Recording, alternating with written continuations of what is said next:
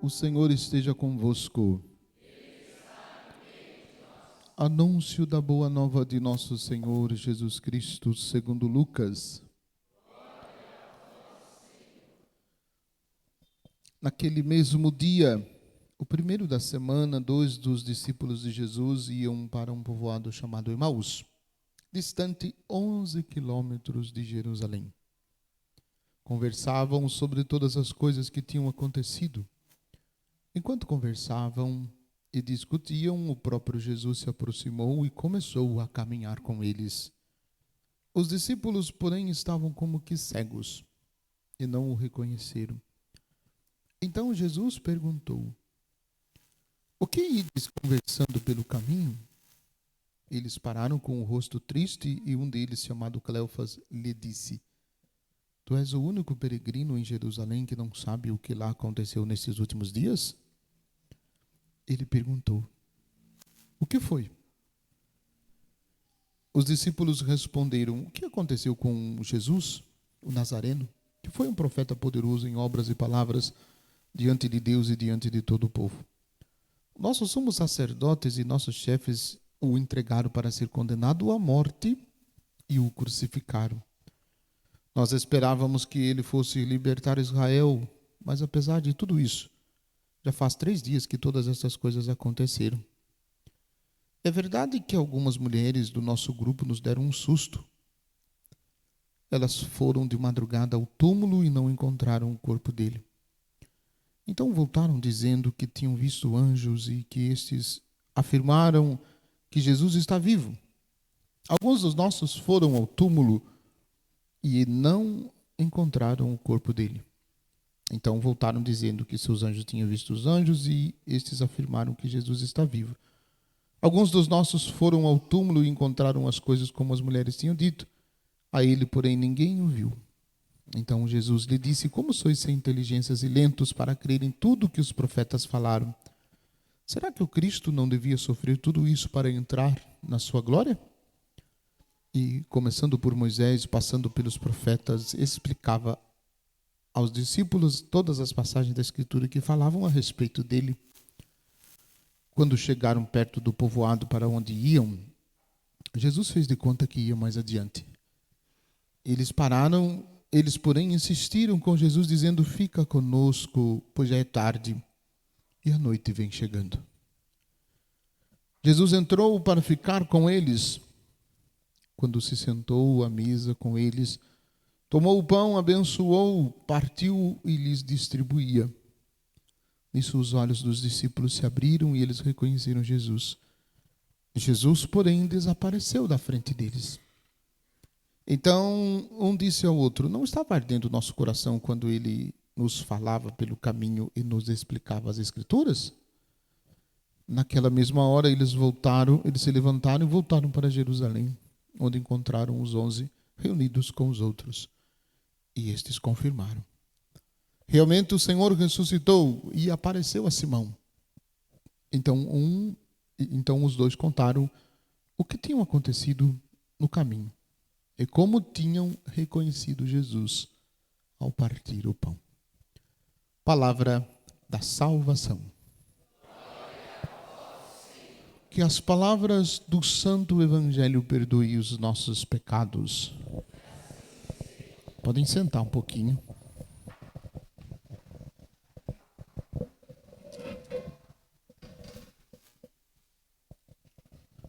Eu sou pequenininho, está escondido atrás do círio.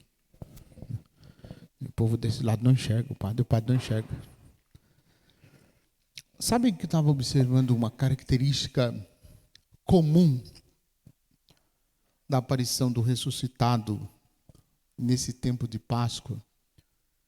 É que, num primeiro momento, todas as aparições não foram reconhecidas como sendo o Senhor. Vamos citar 2 ou 3. Aquela experiência de Madalena, quando ela vai procurar no túmulo o corpo de Jesus e ela não encontra. E Jesus conversa com ela conversa com Jesus pensando que fosse o jardineiro. Ela não o reconhece. Ela só reconhece quando escuta Jesus falar o nome dela. Aí ela reconhece que era Jesus. Aquele episódio da pesca milagrosa, quando Jesus aparece na beira do mar, caminhando logo de manhãzinha, os discípulos também não o reconheceram que era Jesus, que estava lá. E no texto de hoje, eu fico pensando, e isso me dá fundamento para dizer que não é que os discípulos não reconheceram Jesus. É Jesus que não se deixou ser reconhecido.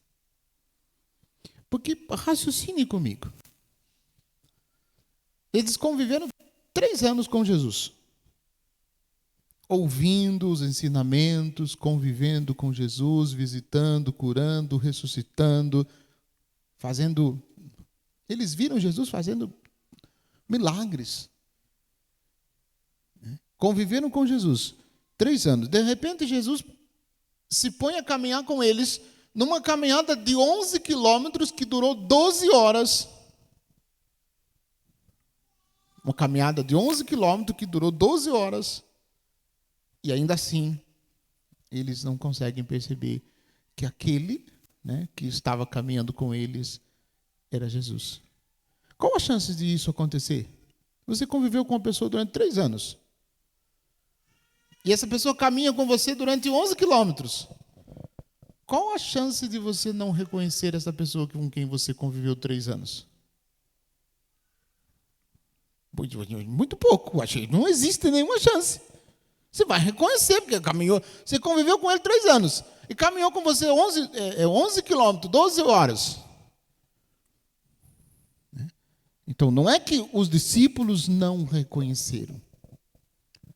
Nosso Senhor não quis que eles o reconhecessem. E eles só percebem que é Jesus depois que Jesus explicou para eles todas as passagens da Escritura. Todas as passagens da Escritura, desde Moisés, passando pelos profetas, até chegar no tempo de Jesus. E o impressionante é que quando Jesus explicava-lhes as Escrituras, o coração deles se ardia. O coração deles ardia de chamas. Em chamas. E isso para nós é um ensinamento muito profundo. Porque se a gente observar com profundidade, a gente vai perceber no texto dos discípulos de Emaús a missa inteirinha, descrita no texto que nós acabamos de ouvir. A liturgia da palavra, a explicação de Jesus, de Moisés e os profetas, a liturgia da palavra. O momento da oração da comunidade, quando os discípulos dizem, fica conosco, Senhor, porque já é tarde e a noite vem chegando. E aí o momento da Eucaristia, quando o Senhor Jesus parte o pão.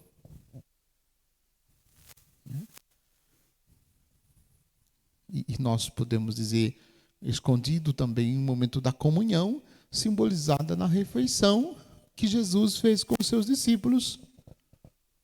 Então, nós experimentamos, e o mesmo gesto que Jesus faz, que levou os discípulos a reconhecê-lo, nós fazemos. O cordeiro é triturado, o cordeiro é partilhado diante de nós, quando cantamos o Cordeiro de Deus. O gesto de partir o pão.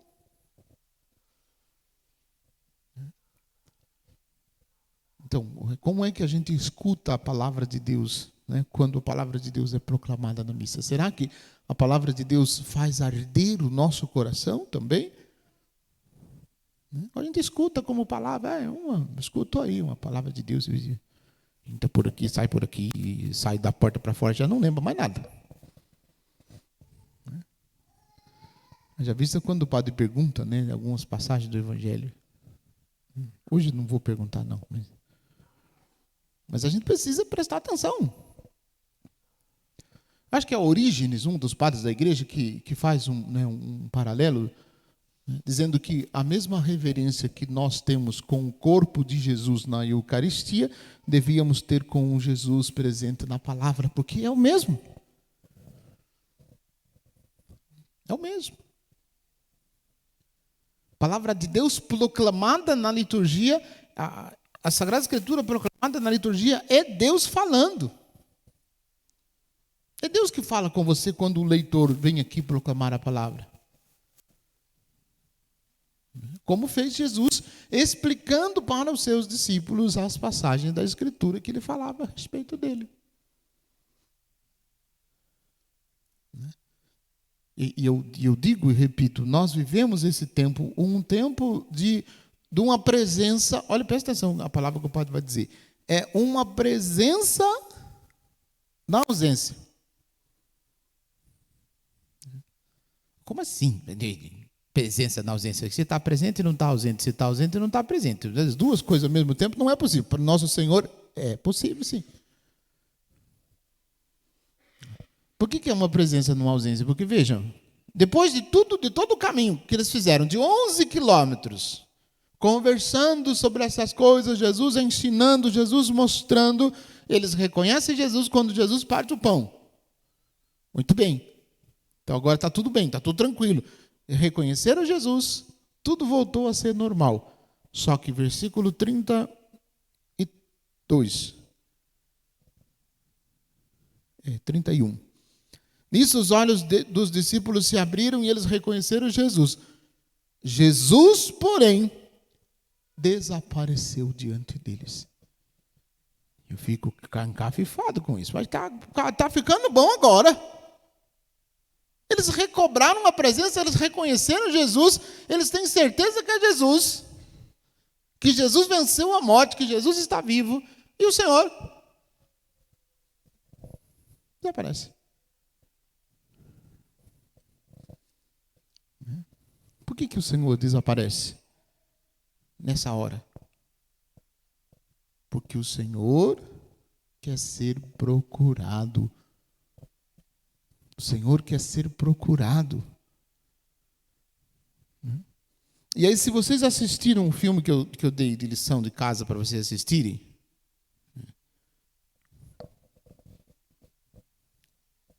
lá no tempo do domingo de Páscoa. Não, eu não citei, não, então não vou cobrar, eu não falei, eu não dei a lição. Eu pensei, mas não dei. Tem um filme chamado Emaús, né, que conta essa história, né, de uma forma muito, muito profunda. Você clica lá no YouTube, 31 minutos o filme. Emaús chama o filme.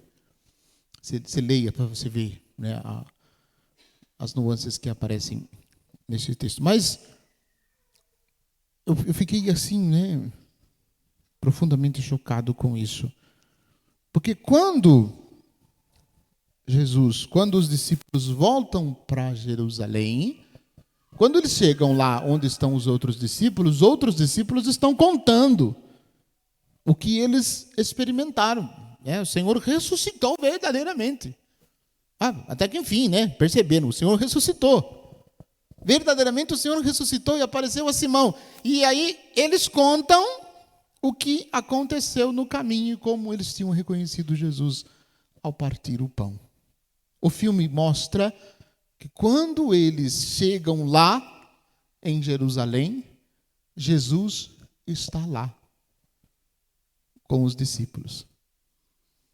E aí é muito bonito, porque daí brinca com a imaginação da gente. Ao mesmo tempo que ele estava com os discípulos de Emaús, quando os discípulos de Emaús chegaram em Jerusalém, Jesus estava lá. E vem aquele texto, né, do Evangelho de semana passada: não tenhais medo, sou eu. Então é impressionante essa maneira de Jesus se manifestar e de Jesus pedir para ser procurado. Sabe o que mais desconcerta? É que nosso Senhor podia escolher qualquer outro lugar para se esconder. Mas sabe aonde que nosso Senhor se esconde? Dentro da gente. Teve um lugar mais fácil ou mais difícil da gente encontrar, se esconder dentro da gente. Que dificuldade tem da gente procurá-lo dentro da gente? E aí eu tenho que esta viagem que os discípulos fizeram para Emaús, simboliza a viagem mais difícil que nós temos que fazer. Que é justamente a viagem para dentro do nosso interior. E é a viagem mais difícil que a gente deve fazer na vida. Porque é muito mais fácil a gente olhar para os outros, né, e apontar o dedo para os outros, do que a gente olhar para dentro. Só que o que nós aprendemos é que se nós não tivermos coragem de fazer esta viagem, isto é, de olhar para dentro, nós corremos o risco de não encontrar Jesus. E se não encontrarmos Jesus, a nossa vida vai continuar sendo noite escura, sofrimento, dor, desilusão, decepção, tristeza, mágoa, ressentimento. Eita, quanta coisa ruim. Mas é verdade, se a gente não encontra Jesus, tudo isso aparece na vida da gente. Se a gente encontra Jesus, não é que estas coisas desapareçam. Não, elas não desaparecem. Mas, pelo poder do Senhor ressuscitado, essas coisas passam a ser moderadas e equilibradas, ou reajustadas dentro da gente. Por isso que é impressionante que o fato de que quando os discípulos reconhecem Jesus, Jesus desaparece. Porque agora não precisa mais da presença física dele. A fé voltou. A fé ressuscitou. Agora os discípulos de novo entenderam que Jesus ressuscitado dos mortos é o fundamento da fé. Que sem Jesus ressuscitado dos mortos, a nossa fé não teria sustentação, não teria base. Paulo diz isso na carta. Se Cristo não ressuscitou, vã é a nossa fé e vã é a nossa pregação. Mas Cristo ressuscitou. Primeira carta de Paulo aos Coríntios, capítulo 15. Ele faz essa reflexão. Mas Cristo ressuscitou dos mortos. Então o Senhor se esconde, e se esconde dentro de nós. E se esconde para que nós o procuremos. O Senhor se disfarça para que a gente consiga procurar. Porque talvez se o Senhor se revelasse verdadeiramente como Ele o é ressuscitado, a gente não ia querer procurá-lo. Mas Ele se disfarça, Ele se esconde, né, para que a gente encontre. Como eu digo para vocês aquele dia, Ele brinca de esconde com a gente. Esconde. Quando nós nos escondemos, Ele nos procura. Quando nós o encontramos, Ele pede para a gente continuar procurando. Quando a gente se esconde, Ele nos procura. Ele se esconde e pede para a gente procurar. A gente procura, encontra, e quando a gente encontra, Ele pede para a gente continuar procurando. Então, Ele propõe para nós, como discípulos de Emaús, procurar. Procurar. Aí, para ver se o seu vizinho da direita e da esquerda está acordado, está prestando atenção, pergunte para ele assim, ó, rapidinho assim, ó, onde você está procurando Jesus?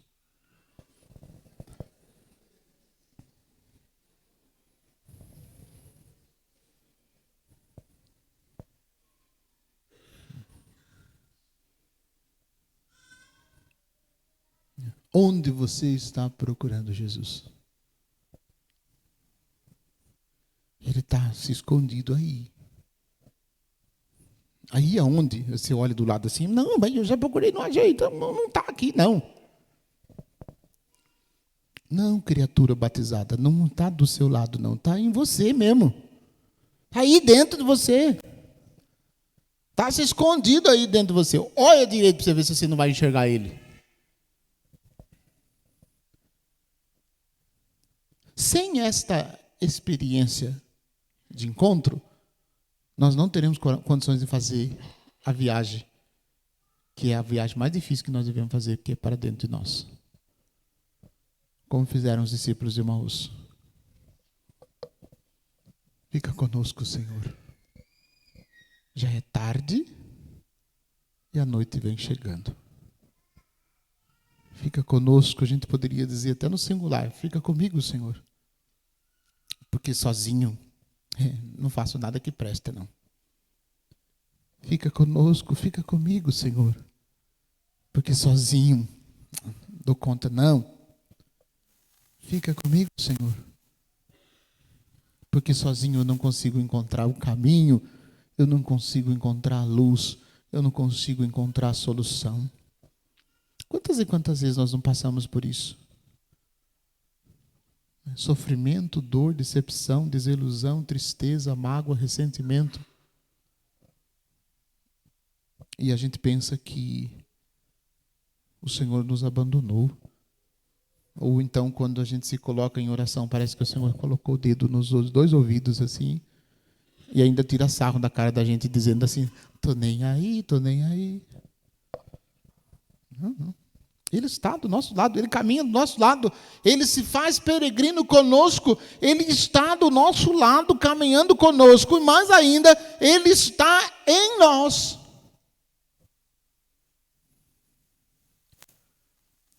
Ele está em nós. E se nós não soubermos onde nós devemos procurar, a gente vai procurar Jesus em lugar errado. E se a gente procurar Jesus em lugar errado, a gente não vai encontrar.